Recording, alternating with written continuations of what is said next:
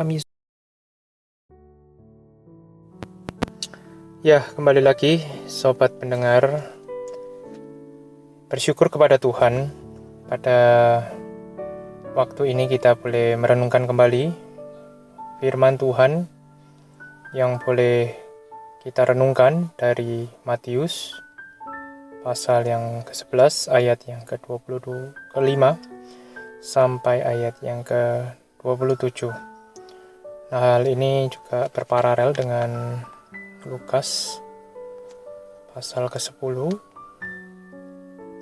ayat 21 sampai ke-22. Firman Tuhan dari Matius pasal yang ke-11 ayat 25 sampai 27 berbunyi demikian.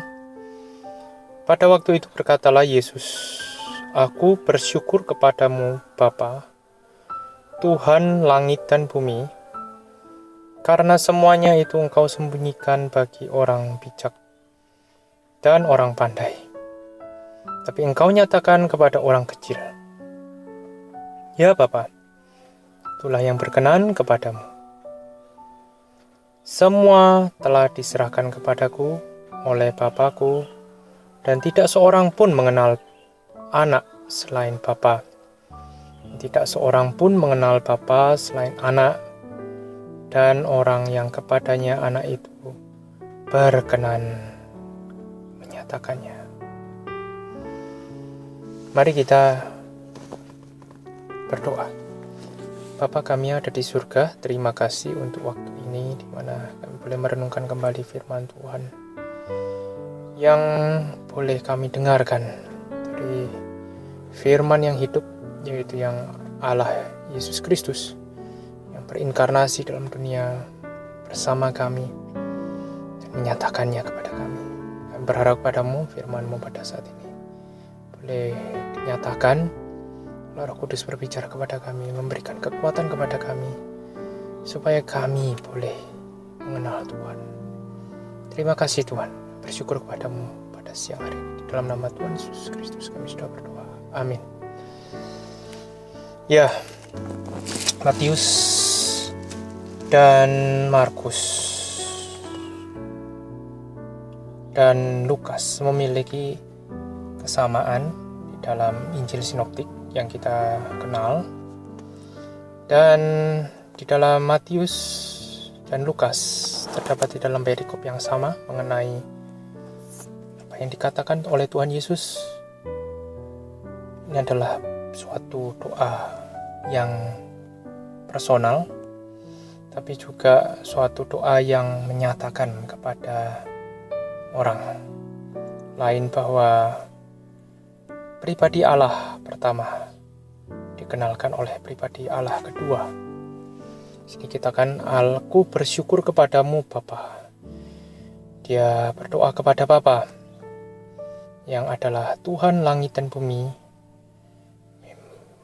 bahwa Allah menyimpan semua rahasia ini bagi orang yang bijak dan pandai dan menyatakannya kepada orang yang kecil.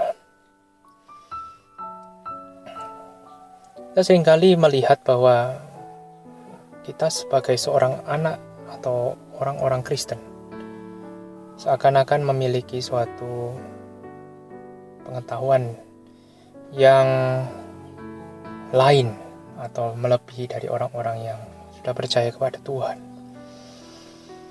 Tapi di sini dikatakan kepada Tuhan Yesus sendiri bahwa sebenarnya apa yang disebut pandai bagi dunia ini, Tuhan menyembunyikan kebijakan Tuhan yang paling dalam kepada orang-orang yang menganggap atau dianggap sebagai seorang yang pandai dan bijak. Tapi kepada orang yang kecil, dalam arti kecil di sini bukan bodoh, tapi orang yang memiliki pemikiran yang sederhana, yang mempunyai latar belakang yang mungkin tidak banyak seperti orang-orang pada umumnya, dan orang-orang yang rendah yang memiliki status yang mungkin menengah ke bawah. Di sini kita bisa melihat bahwa Tuhan tidak meninggalkan mereka. Tuhan malah memberikan kepada mereka. Tentu saja apa yang dikatakan di sini bukanlah kita bisa menganggap bahwa orang-orang kaya, orang-orang yang pandai, orang-orang cendekiawan pasti tidak mendapatkan nikmat Tuhan. Bukan. Tapi bahkan orang yang rendah atau orang yang sederhana, orang yang berpikiran tidak kompleks, Tuhan mengizinkan, dan probabilitas itu memberikan peluang yang lebih besar pada orang-orang yang kecil ini dibandingkan dengan orang-orang yang pandai, yang cendekiawan. Jadi di sini terdapat kemungkinan-kemungkinan yang lebih besar diberikan kepada Allah sendiri. Yang kedua adalah apa yang dinyatakan di dalam rencana Allah adalah untuk memperkenalkan Allah Bapa. Prioritas dalam doa Tuhan Yesus menyenangkan hati Bapanya. Kita bersyukur memiliki Allah dan Tuhan yang memelihara hidup kita. Bahkan dalam kesehariannya kita mengerti bahwa di dalam hidup kita seharusnya kita juga memikirkan doa-doa yang demikian. Doa-doa yang kita bukan hanya berdoa tetapi kita juga memikirkan kembali apa yang disukai Allah. Rahasia-rahasia yang seakan-akan bertentangan dengan kehidupan kita, apa yang dianggap oleh dunia ini baik, belum tentu baik di hadapan Allah. Tuhan malah membela orang-orang yang berpikiran sederhana, berpikiran tidak mampu, berpikiran berharap kepada pertolongan Tuhan. Dan tujuan untuk semua rahasia-rahasia ini dikemukakan oleh Tuhan Yesus sendiri melalui ayat yang ke-27. Disebutkan di sini adalah semua rahasia ini diserahkan kepadaku, kepada Tuhan Yesus, dan diberikan otoritas oleh Bapa sendiri. Allah memberi otoritas rahasia. Siapapun orang yang boleh mengetahui atau mengenal Allah adalah orang-orang yang diberikan otoritas kepada Allah anak. Katakan tidak seorang pun mengenal anak selain Bapa. Tidak seorang pun mengenal Bapa selain anak. Sini prioritas adalah waktu kita mengenal Allah, kita tidak dapat memisahkan Allah pribadi yang pertama dengan Allah yang kedua. Waktu kita memikirkan pribadi yang pertama, tentu kita akan memikirkan pribadi yang pertama. Ketika kita memikirkan pribadi yang pertama, maka kita juga perhatikan pribadi yang kedua. Di dalam hal ini kita melihat bahwa semuanya ini diberikan kepada orang-orang yang Tuhan kehendaki, bukan merupakan orang-orang yang manusia kehendaki atau orang ingin mengenal sendiri. Tapi Allah sendiri yang ingin Tuhan bukakan. Tidak ada seorang pun yang boleh mengenal Allah kecuali anak, yang kepada orang itu, yaitu Allah Bapa sendiri tunjuk kepada anak, sehingga anak itu boleh memperkenalkan untuk menyatakan apa di dalam hal menyatakan isi hati Bapa. Oleh karena itu, saudara atau sobat pendengar, kita melihat kembali bahwa kemuliaan Tuhan, pengenalan akan Tuhan dimulai dari sikap rendah hati. Bukan hanya suatu otoritas Allah untuk menyatakan bahwa pihak-pihak atau orang-orang yang mana yang akan dipilihnya untuk boleh mengenal Dia, tetapi juga menyingkapkan suatu kerendahan yang paling mendalam di dalam hal ini. Kita tidak dapat mungkin mengenal Allah Bapa kalau kita tidak melaluinya di dalam Allah Anak. Demikian juga kita tidak dapat mengenal Allah Anak jika Allah Bapa tidak menyingkapkannya. Jadi di sini Tuhan Yesus sendiri mengatakan, menyingkapkan rahasia itu kepada kita semua. Bahwa Allah Bapa boleh dikenal hanya melalui Allah Anak. Dan Allah Anak tidak mungkin akan memperkenalkan dirinya jikalau Allah Bapa tidak menunjukkan siapa saja orang yang boleh mengenal Dia. Hal ini jelas karena Allah berdaulat. Karena Allah mengetahui, mengenal siapa diri kita. Kita nyatanya adalah orang-orang yang patut dimurkai Tuhan. Kita adalah orang-orang berdosa. Kita yang tidak layak. Tapi Tuhan melayakkan kita. Status waktu kita tidak layak, semakin kita tidak layak, merasa diri kita tidak layak, adalah status di mana hal itu pantas atau mendapat kemungkinan yang lebih besar untuk boleh mendapatkan wahyu ilahi. Wahyu ilahi tidaklah mungkin dapat ketika kita menganggap diri kita orang yang pantas, orang yang baik, orang yang benar, orang yang tidak memerlukan sebenarnya pengetahuan-pengetahuan demikian. Di dalam Lukas dijelaskan lebih mendetil. Bukan hanya orang yang ingin tahu akan kebenaran Tuhan atau mengenal akan Allah, tapi mengidentifikasi atau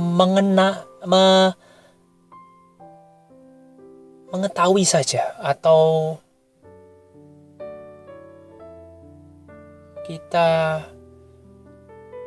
melihat atau memilih Allah yang mana yang harusnya kita sembah. Itu saja membutuhkan satu kecerdasan ilahi. Kecerdasan ilahi tentunya disebutkan dalam Lukas, dikatakan tidak ada seorang pun yang tahu siapakah anak atau siapakah Bapa. Kita tidak akan tahu Allah yang mana yang kita harus sembah jikalau Allah sendiri tidak menyatakan. Apalagi mengenalnya. Dalam Matius ditekankan lebih mengenal Allah. Mengenal Allah. Inilah rahasia Allah, rahasia ilahi yang dijabarkan oleh Tuhan kita Yesus Kristus. Allah semesta alam, Allah Bapa, adalah Allah yang menciptakan kita. Yang kita tahu juga historis atau kisahnya, bahwa kita manusia-manusia yang tidak layak, yang harus dimurkai oleh Allah.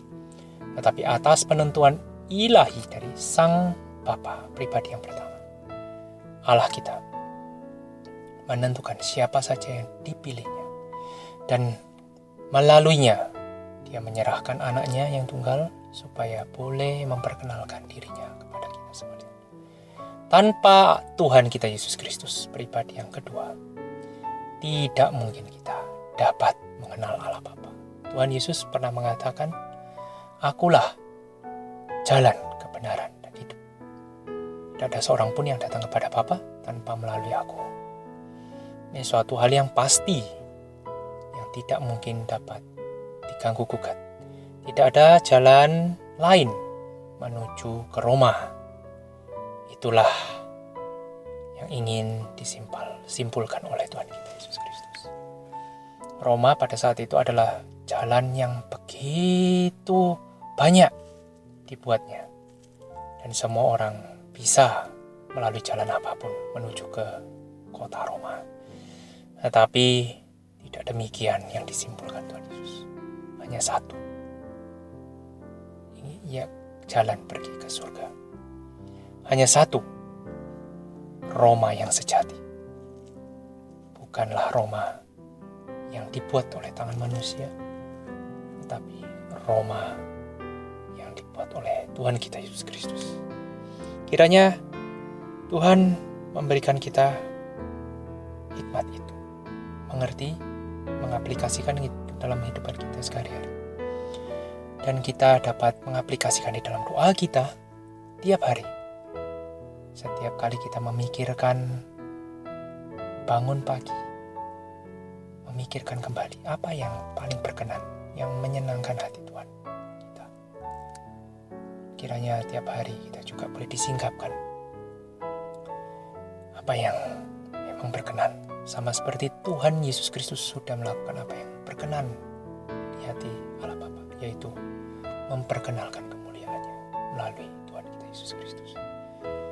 Tentu ini yang kita bisa lakukan. Apakah kita memperkenalkan Allah kita melalui hidup kita, melalui kesaksian hidup kita, melalui perkataan kita. Kiranya Tuhan menguatkan kita sekali. Mari kita berdoa. Bapa kami ada di surga, terima kasih Tuhan untuk renungan yang singkat yang Tuhan berikan kepada kami, serta hidup kami yang tak layak, yang tidak mampu untuk mengenal Allah, jikalau Tuhan Yesus tidak memperkenalkan kepada kami. Dan jika Allah Bapa tidak menentukan pada siapa dirinya ingin diperkenalkan, kami berharap padamu Tuhan yang sertai kami, supaya kami selalu rendah hati dalam setiap kehidupan kami, memikirkan apa yang diperkenan dalam hidup ini, yaitu memperkenan Allah Bapa sendiri. Pakai hidup kami ya Tuhan, dan sertai hidup kami, supaya kami sungguh-sungguh memuliakan Tuhan. Di dalam nama Tuhan kami Yesus Kristus kami sudah berdoa. Amin.